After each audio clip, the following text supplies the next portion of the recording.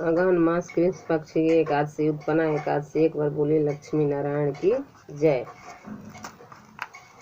आज के दिन उत्पन्न एकादशी माता हुई थी, तो इसलिए इनका नाम पड़ा था उत्पन्ना एकादशी। ये एकादशी करना बहुत ज़रूरी होता है। जो पहले बार अगर भक्त उठाना चाहता है वो आज के दिन से ही एकादशी व्रत करने को स्टार्ट करेगा। इसकी कहानी हम विस्तार पूर्वक सुनिए। उत्पन्ना एकादशी का व्रत हेमंत ऋतु में मार्गशीर्ष मास में कृष्ण पक्ष को करना चाहिए। इसकी कथा इस प्रकार है। युधिष्ठिर ने भगवान श्री कृष्ण से पूछा, भगवान पुण्यमयी एकादशी तिथि कैसे उत्पन्न हुई? इस संसार में वह क्यों पवित्र मानी गई तथा देवताओं को कैसे प्रिय हुई?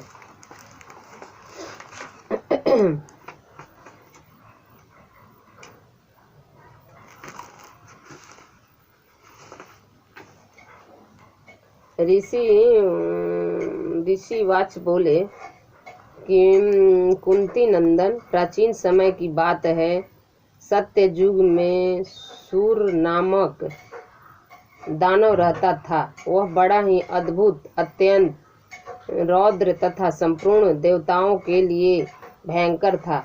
उस काल रूपधारी दुरात्मा महासुर ने इंद्र को भी जीत लिया था। संपूर्ण देवता उसके परास्त होकर स्वर्ग से निकाले जा चुके थे और शंकित तथा भयभीत होकर पृथ्वी पर विचरा करते थे। एक दिन सब देवता महादेव जी के पास गए। वहां इंद्र ने भगवान शिव के आगे सारा हाल कह सुनाया। इंद्र बोले, महेश्वर, हे देवता, वे देवता स्वर्ग लोक से निकाले जाने के बाद पृथ्वी पर विचर रहे हैं। मनुष्यों के बीच रहना इन्हें शोभा नहीं देता।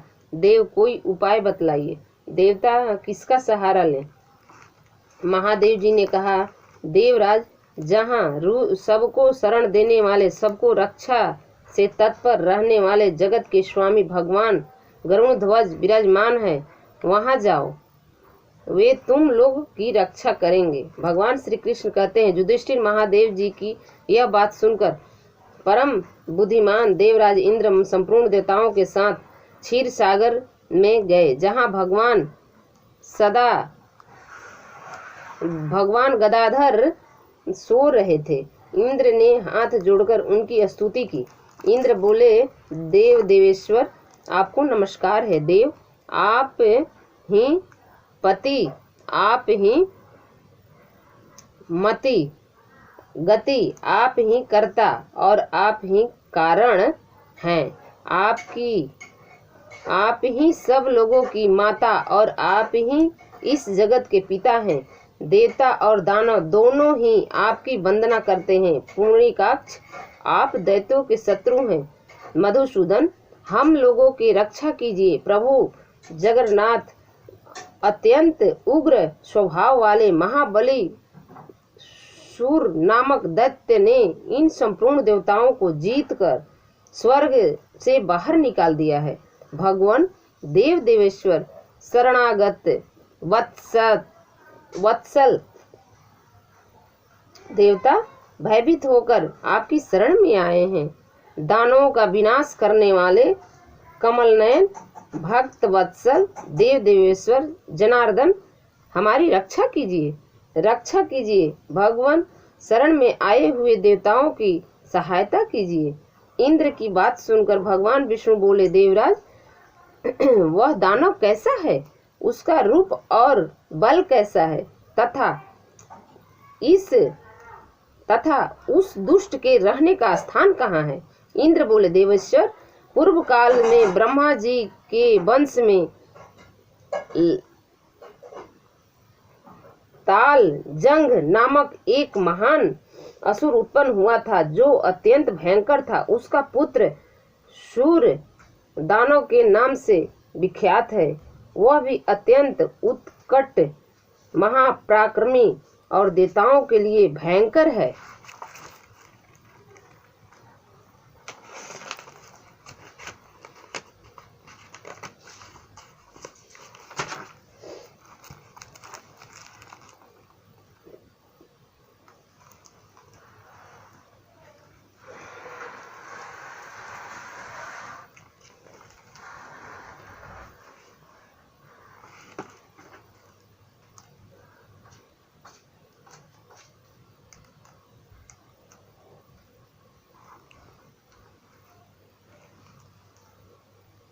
चंद्रावती नाम से प्रसिद्ध एक नगरी है। उस में स्थान बनाकर एक निवास करता है। उस दैत्य के समस्त देवताओं के परास्त करके उन्हें सर्वलोक से बाहर कर दिया है। उसने एक दूसरे ही इंद्र को स्वर्ग के सिंहासन पर बैठाया है। अग्नि, चंद्रमा, सूर्य, याऊ और तथा वरुणा भी उन्हें दूसरे ही बनाए हैं। जनार्दन, मैं सच्ची बात बता रहा हूँ, उसने सब कोई दूसरे ही कर लिए हैं। देवताओं को तो उसने उनके प्रत्येक स्थान से वंचित कर दिया है। इंद्र की यह बात सुनकर भगवान जनार्दन को बड़ा क्रोध आया। उन्होंने देवताओं को साथ लेकर चंद्रावती नगरी में प्रवेश किया।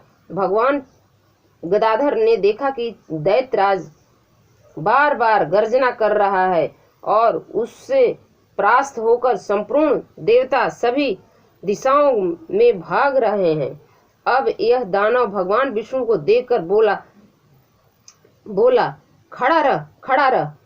उसकी यह ललकार सुनकर भगवान के नेत्र क्रोध से लाल हो गए। वे बोले, अरे दुराचारी दानव, मेरी इन भुजाओं को देख। यह कहकर श्री विष्णु ने अपने दिव्य बाणों से सामने आए हुए दुष्ट दानवों को मारना आरंभ किया। दानव भय से बिड़ल उठे। पापटू नंदन तत्पश्चात श्री विष्णु ने दैत्य सेना पर चक्र का प्रहार किया। उससे छीन भिन्न होकर सैकड़ों योद्धा मौत के भूख में चले गए। इसके बाद भगवान मधुसूदन बद्री आश्रम को चले गए। वहां सिंहावती नाम की गुफा थी जो 12 योजन लंबी थी।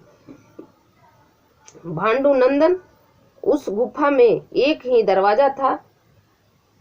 भगवान विष्णु उसी में सो गए।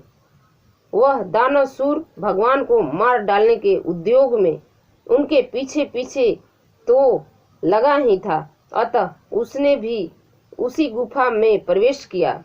वहां भगवान को सोते देख उसे बड़ा हर्ष हुआ। उसने सोचा कि यह दानव को भय देने वाला देवता है, अतः निसंदेह इसे मार डालूंगा। युधिष्ठिर दानव के इस प्रकार विचार करते ही भगवान विष्णु के शरीर से एक कन्या प्रकट हुई, जो बड़ी ही रूपवती, सौभाग्यशालिनी तथा दिव्य अस्त्र शस्त्रों से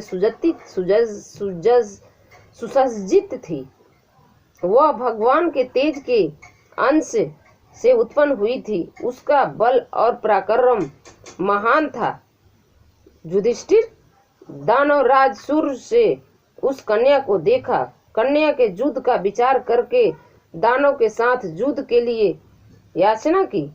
युद्ध छिड़ गया। कन्या सब प्रकार की युद्ध कला में निपुण थी। वह सूर नामक महान असुर उसके अहंकार मात्र से राख का ढेर हो गया। दानव के मारे जाने पर भगवान जाग उठे। उन्होंने दानव को धरती पर इस प्रकार निभाया पड़ा देखकर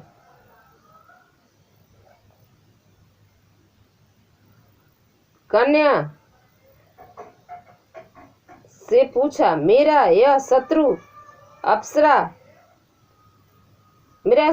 अत्यंत उपऔप और भयंकर था।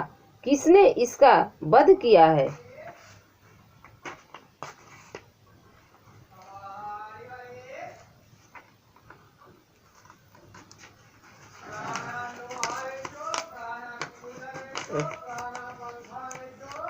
पुराना पंखा बेचो।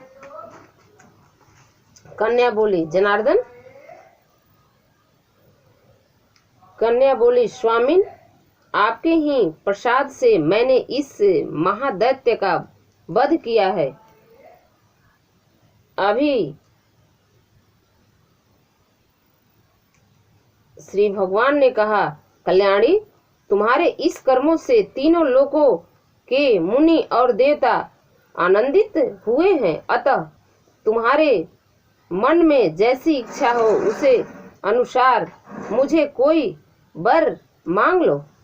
देव दुर्लभ होने पर भी यह वर मैं तुम्हें दूंगा, इसमें तनिक भी संदेह नहीं है।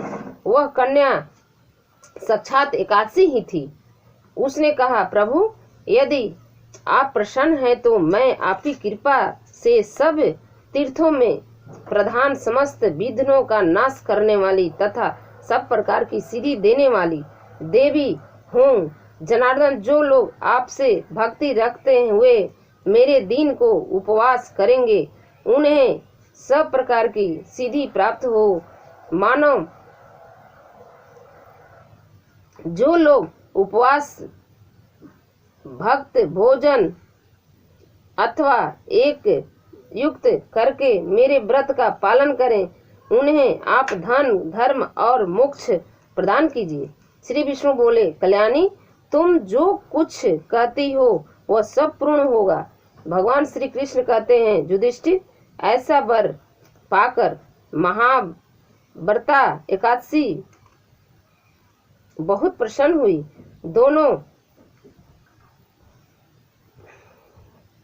दोनों पक्षों की एकादशी समान रूप से कल्याण करने वाली है। इसमें शुक्ल पक्ष और कृष्ण पक्ष का भेद नहीं करना चाहिए। यदि उद्धव काल में थोड़ी सी एकादशी, मध्य में पूरी द्वादशी और अंत में किंचित त्रयोदशी हो तो यह त्रिमिर्षा एकादशी कहलाती है। वह भगवान को बहुत ही प्रिय है। यदि एक त्रिमिर्षा एकादशी को उपवास कर लिया जाए तो 1000 एकादशी व्रतों का फल प्राप्त होता है तथा इसी प्रकार द्वादशी में पारण करने पर 1000 गुना फल माना गया है। अष्टमी एकादशी, षष्ठी, तृतीया और चतुर्दशी को ये यदि पूर्ण तिथि में विध हो तो उनसे व्रत नहीं करना चाहिए। परिवर्तनी तिथि से युक्त होने पर भी इन्हें उपवास कर का विधान है। पहले दिन में और रात में भी एकादशी हो तथा दूसरे दिन केवल प्रातः काल एक दंड एकादशी रहे तो पहली तिथि का परित्याग करके दूसरे दिन की द्वादशी युक्त एकादशी को ही उपवास करना चाहिए। यह विधि मैंने दोनों पक्षों में ही एकादशी के लिए बताई है। जो मनुष्य एकादशी का उपवास करता है और वैकुंठ धाम में जाता है जहाँ साक्षात भगवान गरुड़ध्वज विराजमान रहते हैं, जो मानव हर समय एकादशी के महात्म का पाठ करता है उसे 1000 गौदान के पुण्य का फल प्राप्त होता है। जो दिन या रात में भक्ति पूर्वक इस महात्मा का श्रवण करते हैं वे निसंदेह महात्म्या आदि पापों से मुक्त हो जाते हैं। एकादशी के समान पाप नाशक व्रत दूसरा कोई नहीं है।